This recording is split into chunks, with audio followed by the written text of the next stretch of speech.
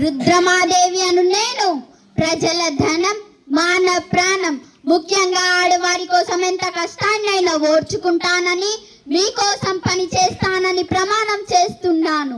అలా ప్రమాణం చేసిన నేను నేడు ఎంతో మంది ఆడవారికి రుద్రదేవుడిగా పరిచయం అయ్యాను.